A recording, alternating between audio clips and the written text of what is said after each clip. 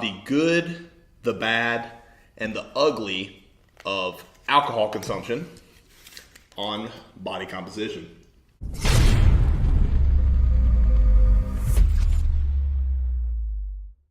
We enjoy alcohol consumption. Would you agree?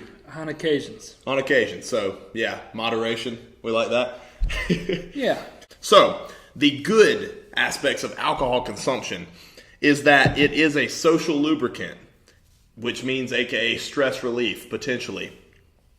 Increased confidence that you get from alcohol consumption or the intoxication of that substance. And it can't be stored as fat. It's ethanol itself that can't be stored as fat. The carbs that are in our lovely Coors Light here, well, they can definitely be stored. De novo lipogenesis.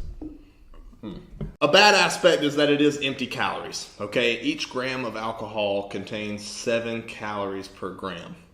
It increases, to put it nicely, your screw it factor. But that means that your inhibitions are so lowered that you make the decision to eat more than you should. Well, what does that mean for body composition? It means more fat storage. The ugly. Based on the data, alcohol consumption can lower muscle protein synthesis by as much as 20%. Your potential to gain muscle and recover is going to be obviously impeded. Large quantities of alcohol consumption has been shown to block very, very essential minerals such as calcium, phosphorus, magnesium, iron, potassium, etc., which leads to deficiencies. Most of you are already deficient in magnesium and potassium to begin with, so I don't know if, if that's such a good idea. Basically meaning no energy, very little recovery. At the most intoxicated state, testosterone levels decrease by 25%. The average level of testosterone for a male, in their 20s is anywhere from 350 to 1100, and 1100 is obviously pretty high. And that's 25% in healthy individuals. That's not just yeah. You could already be at a deficiency, and if you're only operating at 50% already, and you get 25% less. Exactly. Boy. So if your goal is to maximize your hormone ability and your ability to recover, obviously being drunk is not a good idea.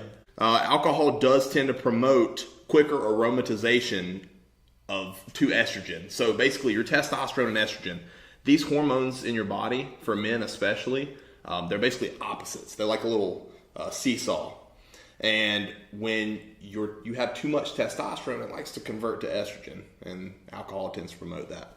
Performance-wise, okay. The hypothesis is that alcohol in small and properly timed doses has a immediate psychoactive effect and a positive impact on performance. Plainly put, drinking a little bit of, let's say, bourbon, Woodford Reserve, during a heavy deadlift session adds to the screw it factor that Jakob originally went to. It's the loosened inhibitions, right? Right. Yeah. And a lot of the times people talk themselves out of a lift before they even get to the lift.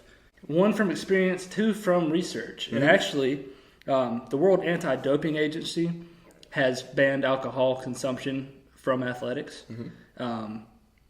And actually, the first athlete in the Olympics to ever get banned from competition got banned for alcohol. If you're a competitive athlete, don't drink alcohol right before going into your event, basically. But exactly. There is some potential for performance benefits. More cognitive, more so than physical. Drinking alcohol on occasions is okay. Right. If you lift heavy that day, drinking alcohol is not going to benefit your recovery. Drinking a little bit before a big lift may help you get that lift, but it may not help in the recovery of doing that lift. I think really what he's trying to speak to is those of us who are in the more advanced categories of training. Guys, hope you've enjoyed this video. Thanks for checking in.